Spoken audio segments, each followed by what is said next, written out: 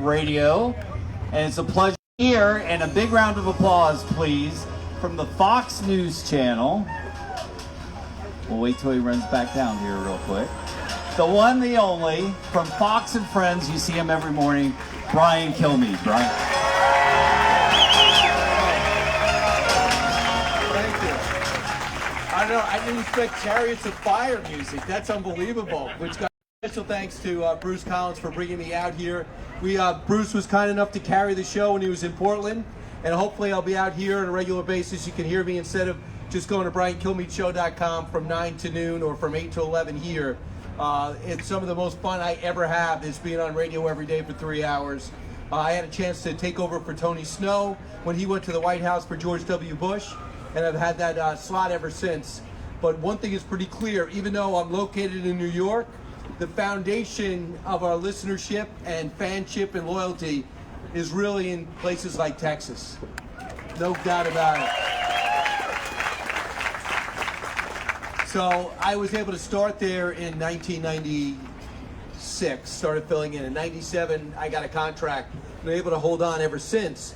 And in the beginning, they didn't even have Fox on in New York. And I used to tell people I'm on Fox News. They go, Brian, I was doing sports on Fox News. That was my thing.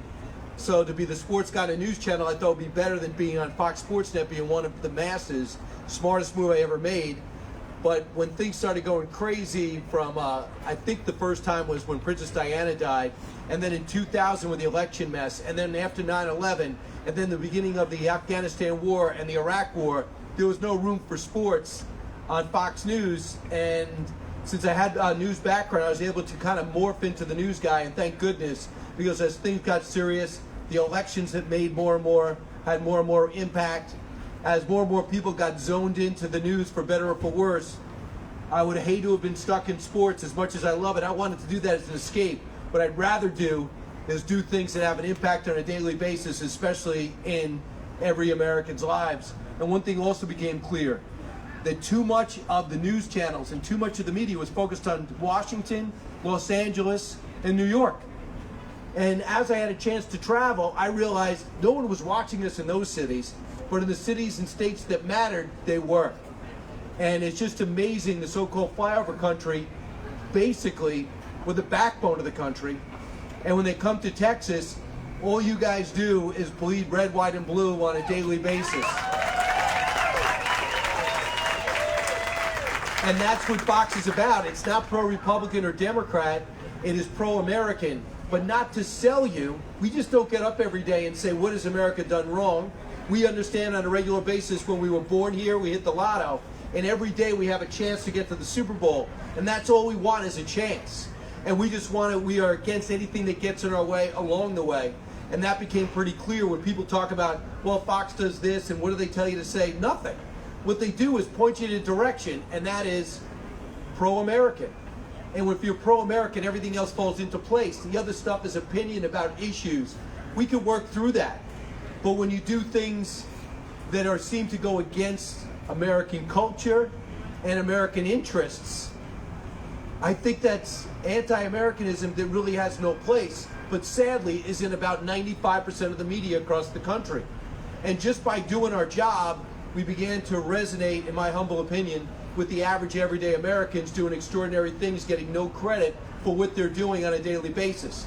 And just by doing the job, people are saying thank you. And I'm thinking to myself, why are they saying thank you? And then I flipped around to different channels. And I thought, now I get it. And the scary thing is, when most people go outside our country, they watch CNN International. And they get such a negative flavor of what America is and what we're about. I think little by little, we have to push back, stand tall, and understand we just have to fight for things that are right, but not take it personal. Understand we're all on the same team, even if we disagree and vote for different people. That's why I think this is a vital time. Now, when I was booked here, I was told there'd be no loud motorcycles, so right away, I'm a little angry. I'm beside myself. So just to give you a little bit of background, since I was doing sports, what do people talk about with the sports guy? Sports. So every time I go into the green room and I'm hosting Fox and Friends, so I'm doing sports and news, people's small talk is about sports. I would turn it around and say, what did you play? And they, really? So I talked to Kevin Sorbo. I was like, yeah, I was at the University of Minnesota. I was a basketball player. I blew out my knee. I was too into girls. I should have focused more. Okay. I talked to Jack Welch, America's CEO at GE. He'd be talking sports with me. I go, Jack, what did you play? And he's like, well, I was a baseball player. And I go, how'd you do? He goes, what grade? I said, what? And he goes, well, I was great in 9th grade, and I wasn't in 12th. I go, why? He goes, I forgot to grow. He said, I couldn't get on the field, and I couldn't get in the lineup, but I was the most supportive teammate they've ever had. So what was Jack Welch good at as America's CEO? He was good at leadership, great business acumen, but in the back of his head, he was still that guy that couldn't get off the bench as a baseball player. He was still the guy that couldn't start ever and be the 4th option when it came to hockey. And that's why he could walk the floor and see everyday blue-collar workers and relate to them. And then I realized to myself, there's probably a book in that. There's very few people like Darryl Johnston who end up going to college on a full ride and being starring for the Cowboys and blocking for the best running back in the history of the game. But yet, why we all play for a different reason. If we didn't accomplish what we accomplished, why are we doing it? And I was a soccer player from 5 to 22. And I'm trying to think of the reason why I don't talk about it more. And the reason just occurred to me, I wasn't that good. But the crazy thing is, I tried to be. And when I found something I was better at, perhaps this, I had the same work ethic that got me, the first guy off the bench, starting some years and not starting others, but caring like it was the World Championship.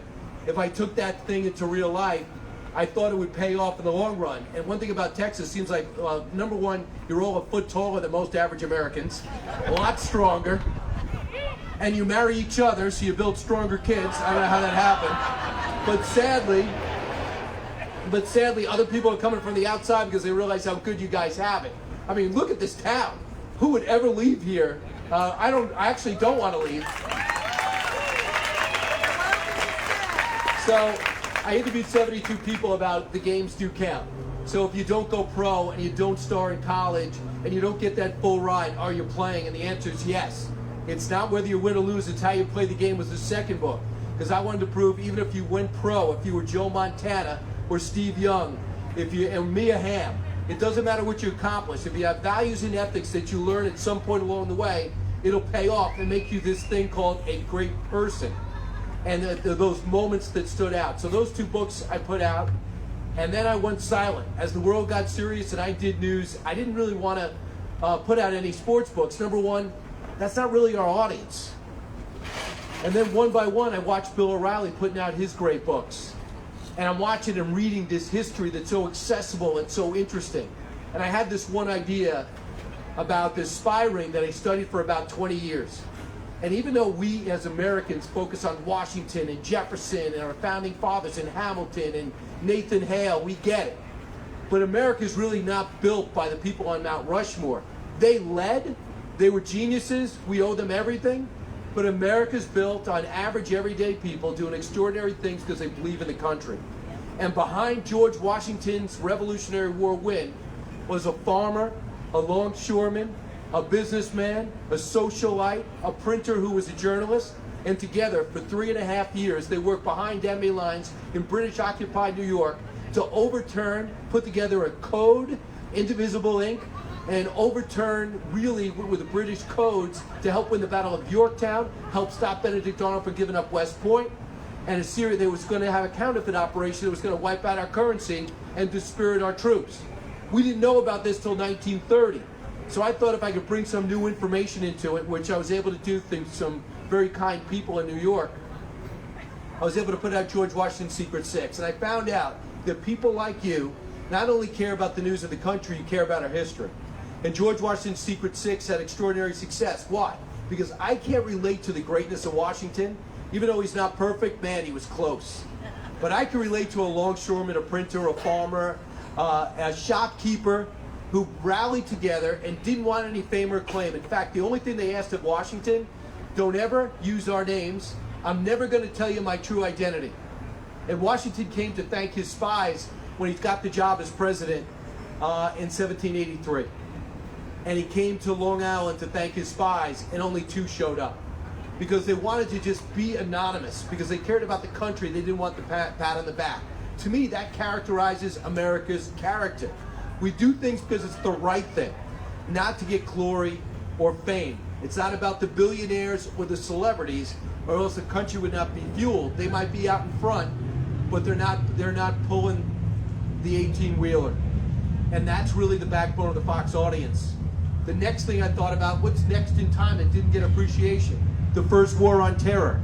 Thomas Jefferson took on Islamic extremists in five Islamic extremist nations that were taking our guys hostage. And what do? While Spain, England, Russia, France paid these guys off to stop capturing their sailors, we said, we don't do that. We tried negotiating, it didn't work.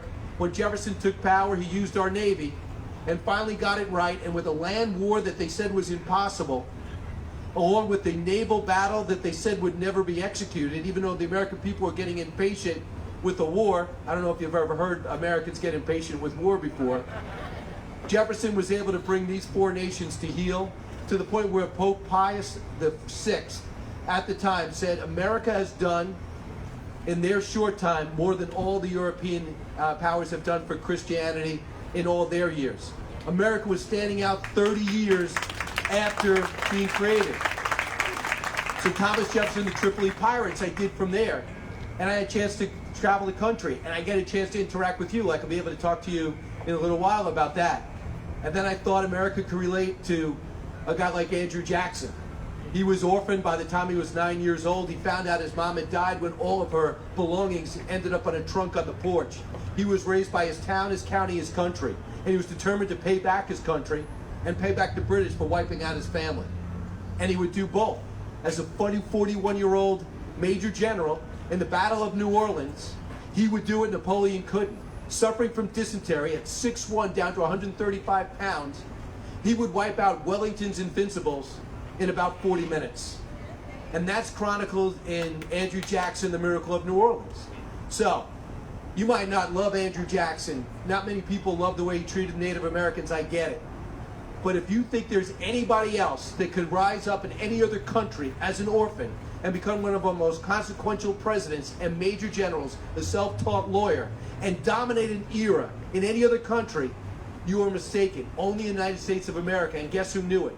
Andrew Jackson, who literally bled red, white, and blue. After fighting the Battle of New Orleans, what they told us in school we didn't have to fight, they said the war was technically over, we would never be invaded again. Of all people, Thomas Jefferson, kind of a rival of Jackson, pointed it out, that we sent a message to the rest of the world. America would fight relentlessly for freedom. I don't care who you are or what you've done. And if you look at the War of 1812, anyone who gets panicked about where we're at today has truly not understood our history. If you want to know desperate, we have a president that's 5'2", suffering from asthma, sitting on a horse by himself overlooking Washington that's being burned to the ground. He's wondering if his wife is still alive and where his standing army is, because they were blown through like Swiss cheese by the British, who burned the White House. That's desperate. This is a disagreement. This is some polarization. This is a moment in history. But to get a perspective on American history, you have to read it and understand it. Not 1619, that is created to take us apart at our foundation. Right. That to me is a 5-alarm fire that needs to be addressed immediately. Because there's nothing good about America in 1619 project. They point out nothing about abolitionists. They point nothing about freedom and equality. They talk nothing about the example America gave to the rest of the world, that you can have freedom, you can have elections, and where you're born is not where you're going to end up. And you know why everyone hated us? Because if you're in the absolute monarch business, king business, or brutal dictator business, this whole democracy thing is not good for you, because you don't have a future. And they were afraid it would catch on. The good news is, it did. So while you might look around and say American government moves too slow and man, we got some problems, on our worst day, we're better than any other country on their best.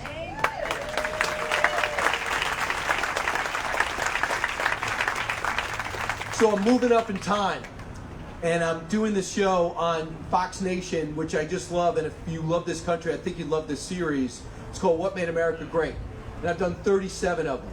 And they said, Brian, you got to go do the Alamo. I said, great, I've never been there, so into San Antonio I go, and I see some of the greatest people that tell me the best stories, and I'm totally intrigued. But I know that you here in Texas don't need another book about the Alamo.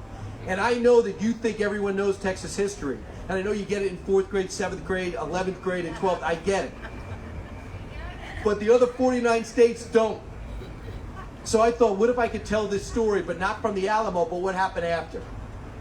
So that led me to the next feature of San Jacinto, and what happened a few months later, and how everyone doubted the courage of Sam Houston, but he had to retreat in order to set up one final fight. He knew his final fight would be, for better or for worse, his last.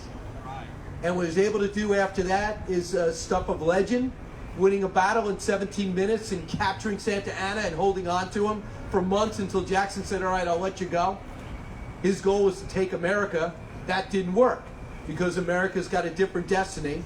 And people like Sam Houston, who was considered lazy by his own family, every job they gave him he wasn't interested in, every time they sent him to school he wouldn't show, until he joined the military and met a mentor named Andrew Jackson. And suddenly this guy that evidently wowed the ladies and was a rock star wherever he went, suddenly had direction. Should have been president of the United States, but was president of Texas. So that's why I came up with Sam Houston, the Alamo Avengers. And sorry I missed you when I was coming through then. And that was 2 years ago, pre-pandemic. And I just love telling the Texas story to the other 49 states. And I love the fact that Texans embrace the story and let a guy from New York via Long Island say it, even though Fox gives me a somewhat of a citizenship of Texas to a degree. And it got me this pin right here.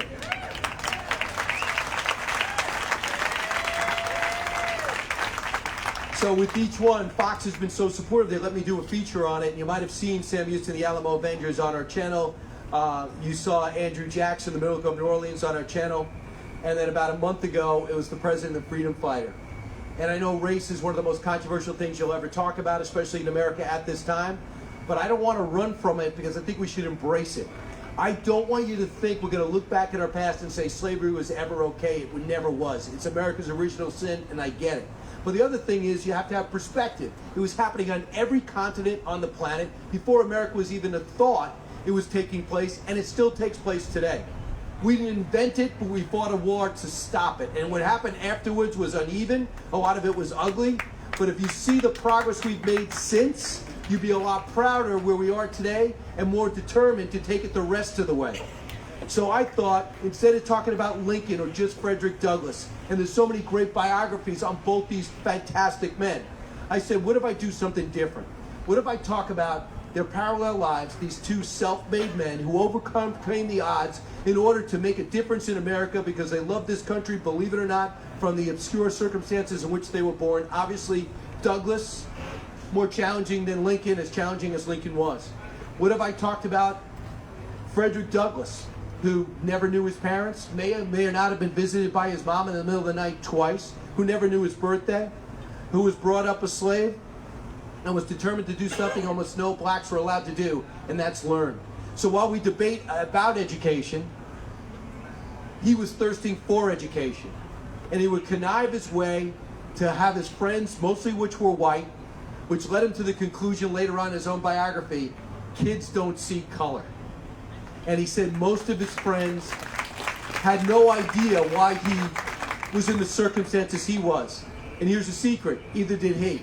In his own biography, it was about 130 pages, 7 years after getting freedom, he talked about, I don't understand what this whole obsession is with skin color, because it doesn't change with previous generations. He was hopeful in the 1840s. He said, when my generation gets older, we'll finally get through this, but the older generation is too dug in. Man, he was optimistic by about 100 years. But it didn't mean he wasn't going to accept his circumstances. He learned to read, he learned to write, and man, did he ever memorize the Bible, the Columbian Orator. And not only did he learn about people in America, he learned about Cicero, Caesar, Washington, Socrates, and by the time he escapes to freedom at 1820, this guy is ready to make a difference. And he gets a job as a caulker, and he sees in the North, there's bias, and there's people, it's uneven the way they treat races, but he had freedom. He also said, I'm also free from food, shelter, and a place to go, and a job. Landed in New York, ended up in Massachusetts. Like so many people, gets discovered almost by a recruiter. They see that he could speak, he could talk, they see how smart he is, and William Lloyd Garrison takes him and says, would you like to speak for my group? I write for The Liberator. I'm an abolitionist group, and no one's going to believe your story. You speak so well, so convincing, with such persuasion, they're never going to believe that you were a slave. So he goes, I'll take off my shirt and I'll show you the whip marks on my back, and he would do it.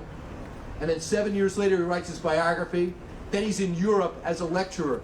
Do you know what? People are sending me pictures of statues and plaques of Frederick Douglass in Glasgow, in London, in Belfast, and in Germany.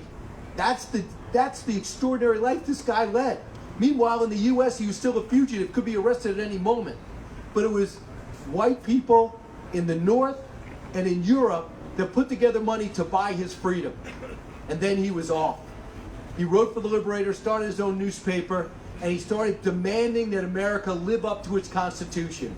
He evolved from a guy that said the Constitution needs to be destroyed and needs to be rebuilt, to America is just not living up to the words our founding fathers put together. And then you have Lincoln, born in abject poverty, mom dies at 9 years old, 2 illiterate parents, determined to read, would walk for miles just to get a book and to write. If you take all his years of formal education, it amounted to 1. If I was to bet on 2 people to bring us through the most difficult time in our history, they would have had the longest odds possible. But again, America has something special. The thing that got Andrew Jackson, the orphan kid, to be a 2-term president and a major general without any formal military training. They've got the lazy Sam Houston, who his brothers and mother was frustrated with, whose dad died young, to be this impactful general and lawmaker and first president of Texas with this unbelievable military mind and instincts. No one would have bet on Sam Houston. But America always has the right person at the right time rise up when we need them most. He or she. And I firmly believe it's going to happen again. I'm not going to give away the book because a lot of you came here to buy it and understand about it, but I'll just give you the highlights. Along the way, Frederick Douglass is frustrated with Lincoln, this first-time Republican who starts making a difference because of his intellect, his poise and presence, and his honesty and integrity. His speeches start making news. His debates with Stephen Douglas start making history. They start getting written up and talked about. Thousands would show up to watch this guy debate Stephen Douglas, who was destined to be president. Everyone thought, a political powerhouse. He knew Lincoln had to be stopped. He won the Senate race. When it came to the presidential race, this Republican ends up beating a divided Democratic Party, goes into the White House in all the glory. The only thing missing, there was an assassination attempt along the way, and 7 states had left the Union, said, we're out of here. Lincoln said, I'd rather you don't. I'll let you keep your slaves. Frederick Douglass was beside himself. You ran to free the slaves for equality, and you changed your mind. Lincoln said, I'm a statesman and politician. I have no country if I don't find a way to get the 7 states back. Sam Houston wanted to stay out of the war. When Texas voted to get in, he walked out. We know about the war and what happened. We also see Frederick Douglass evolved on the Constitution in our country. We watched Lincoln evolve. By the time he's running for his 2nd term, he's running as an abolitionist. The war turns around. He's working with Douglass, no longer an antagonist. Something to learn from this. As much as Douglass was impatient with Lincoln because he expected more from him, when they finally met, so many of the preconceptions melted away. How do I know that? Douglass wrote it. It's not my opinion. He says, I walked in to see a man who was sitting on a chair that was way too small for him in a rumpled suit, wearing every single line on his face on the war that was dragging on way too long and the death and destruction that was around him. He already lost his son while in the White House. He's already feeling the personal loss as his wife spirals into depression. He was dealing with it too. And when he met with Douglass, they talked, learned from each other, agreed to work with each other. And by the time he's done, Lincoln, who thought he wanted everyone free but not equal, the last interaction with Douglass is important. For those who say take Lincoln's name off a grammar school and take his statue down and leave just a pedestal, here's the description of Douglass seeing Lincoln after his 2nd inaugural. After some turbulence, Douglass is invited to sit on the podium with Lincoln. Is that a racist?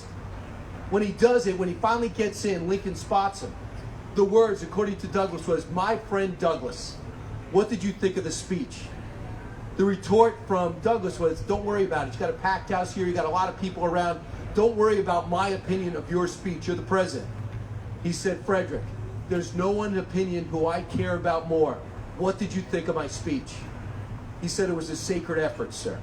Why? Because he talked about reconciliation, coming back together, no retribution. As much as Douglas had every reason to be angry with the slaveholders, 350,000 and the 4 million that were kept enslaved, he said, we got to find a way to put it behind us and move forward together. That's an important lesson. If you don't read history, you think it started last week and you think this is the worst thing that happened and that America is based on racist principles and a racist foundation. But if you read the history, read the words of the men and women that lived through it, you have less panic and much more perspective, and you're able to engage people who disagree and do it in a way that you're intrigued by their answer and their perspective. You're not defensive about what you might hear that you might not have an answer back. So I think that while I thought I'd do these books in order to get the word out about history, it's a passion I have, it gives me an excuse to study and work on it. I think now, with the advent of the 1619 Project and the CRT, I actually think it's almost mandatory to read, if not my books, I prefer, but anybody's books to get a perspective on what's going on, because the #1 book in the country right now, the New York Times 1619 Project. And for those who say, who cares, I don't read the Times, it's now part of a curriculum. And I know if you're a teacher or a parent looking over your child's homework over the last year and a half because they're on Zoom, you know what I'm talking about. I'm not overstating it. And sadly, that it's good for us, but I wish it wasn't necessary. It seems as like we're the only station that seems to care about our country's past and present and actually thinks America first. Not propaganda that we're perfect, but I think it's great about us is that we try to be. And we hold ourselves to that standard. And if you see the progress we made in the big picture, I think you have every reason to be proud. But I don't have to tell a Texas audience to be proud of this country. I think I'm talking to you, not at you. And that's also the magic of Fox News Channel. The reason why you think you know me is because we're exactly the same on 99.9% of us that ever worked at Fox, whether you're in the field or in the studio. We're the same people on camera that are off, for better or for worse. Most people are not established. This is their big break.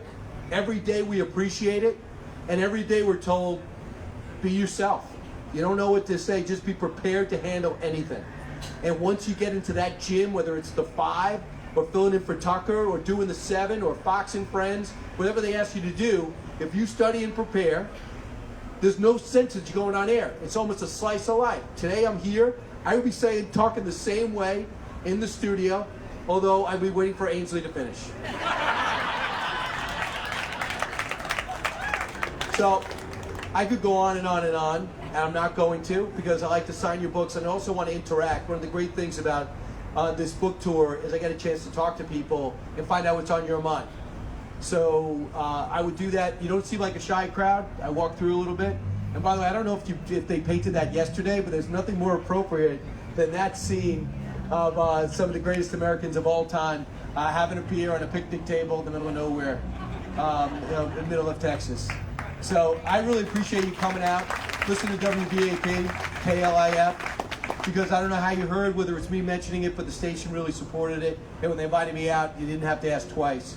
So I'll be in Texas for the next 2 days, in Tulsa, then Oklahoma City. You're welcome to join me. So thank you very much. That's my little presentation. And now we'll take 15, 20 minutes and maybe answer some questions. Is that possible?